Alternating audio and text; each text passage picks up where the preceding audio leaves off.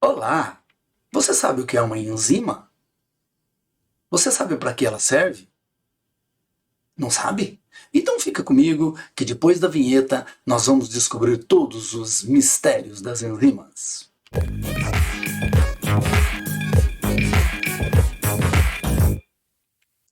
É isso aí, pessoal! Sejam todos muito bem-vindos a mais um super vídeo de biologia. Hoje o nosso assunto é continuação das proteínas, uma das funções mais importantes das proteínas, que são as enzimas.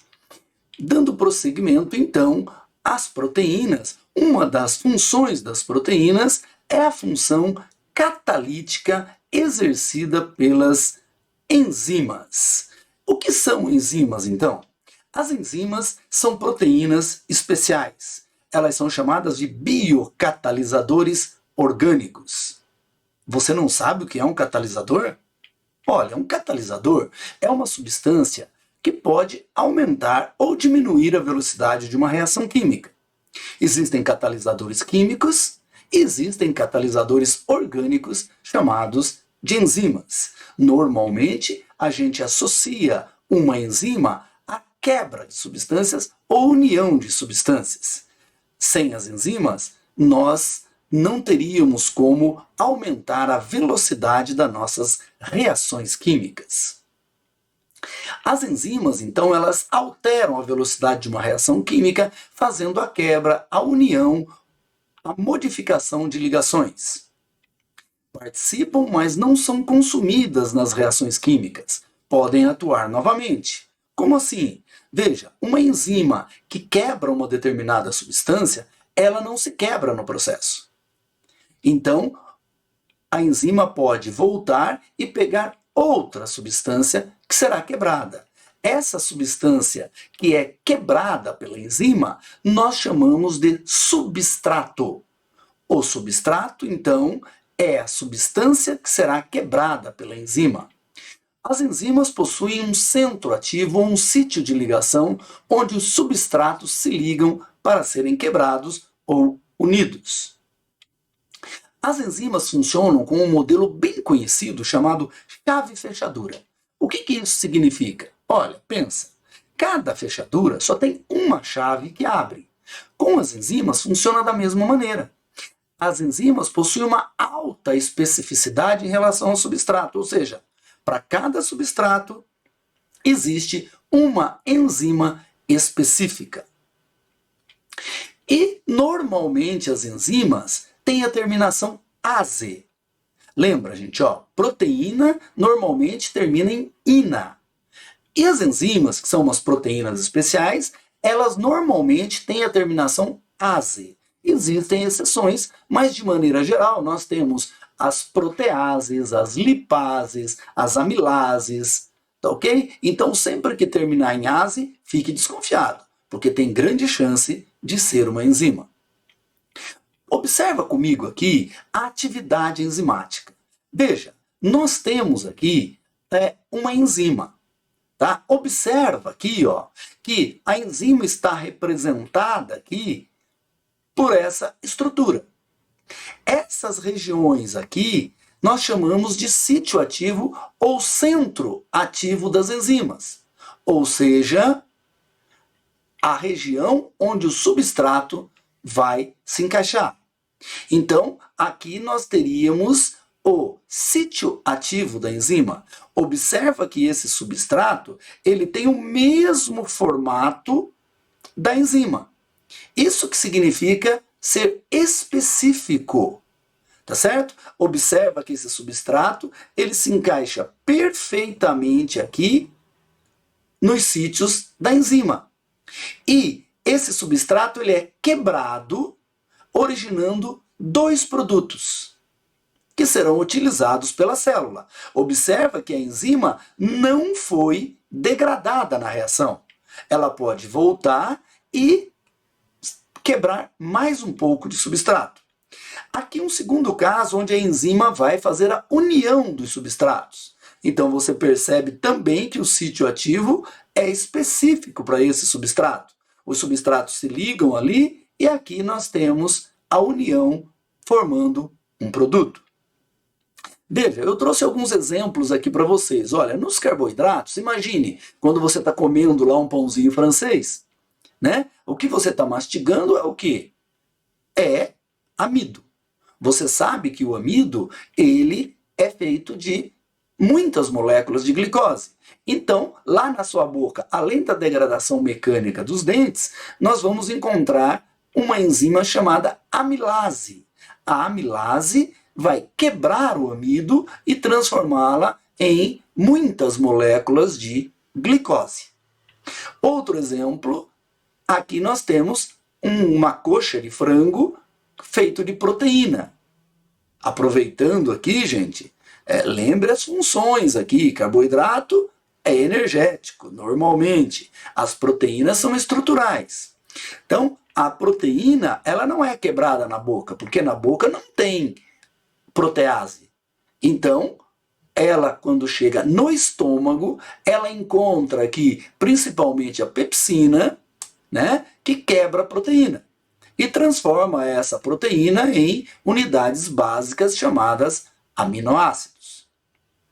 Aqui também os lipídios, as gorduras, os óleos. Então, para quebrar lipídio, a enzima se chama lipase.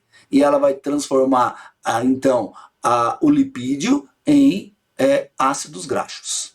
Tá ok? Ficou claro para você? Então, cada substrato tem uma enzima diferente. Então, nós temos centenas de enzimas no funcionamento do nosso organismo.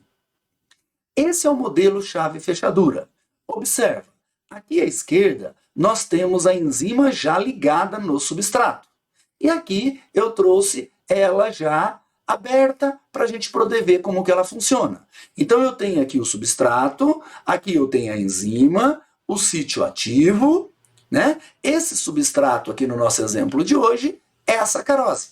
Então a sacarose, ela vai se unir, olha ali a forma dela, ela encaixa certinho no sítio ativo desta enzima, tá? A sacarase. Então, essa enzima agora se une ao seu substrato e forma o complexo enzima-substrato. Né? Nesse complexo enzima-substrato, normalmente nós temos a entrada da água e ocorre então a separação dos componentes da sacarose, frutose e glicose. Certo? Observa que a enzima saiu intacta no processo. A enzima não é degradada. E aqui, olha, eu trouxe aqui um modelinho, né, bem bonitinho, para você perceber a ação da enzima e o seu substrato. Observa como o substrato aqui está se encaixando perfeitamente no sítio ativo da enzima. Aqui nós temos a ação de uma protease, né? Essa protease, então, ela vai agir sobre as proteínas, olha aqui uma proteína, e vai transformar essa proteína em unidades básicas, pedaços de aminoácidos e depois, finalmente, em aminoácidos isolados. Fatores que interferem na atividade enzimática. Bom, existem basicamente 3 fatores que interferem na atividade enzimática, ou seja, que aumentam ou diminuem a atividade enzimática. Primeiro, o pH. O pH é o percentual de hidrogênio. Quanto mais hidrogênio tiver um composto, mais ácido ele é. Lembra disso? Né? Naquela tabelinha de pH nós temos de 1 a 7, ácido, 7, neutro, e de 7 a 14, básico. Então, no caso da enzima, ela vai depender do pH para agir. Então, por exemplo, na boca, nós temos um pH em torno de 7,2, que é um pH básico. Então, a amilase só quebra o amido neste pH 7,2. Ela não vai agir, por exemplo, no pH do estômago, que é 2, ao contrário da pepsina. Então, na pepsina, no estômago, você encontra a enzima pepsina, que age em pH 2, que é um pH altamente ácido. Então, quando você come arroz e carne, o arroz, parte dele é degradado na boca pela enzima amilase e a carne no estômago pela enzima pepsina. Ok? A temperatura. Bom, a temperatura ela é meio padrão.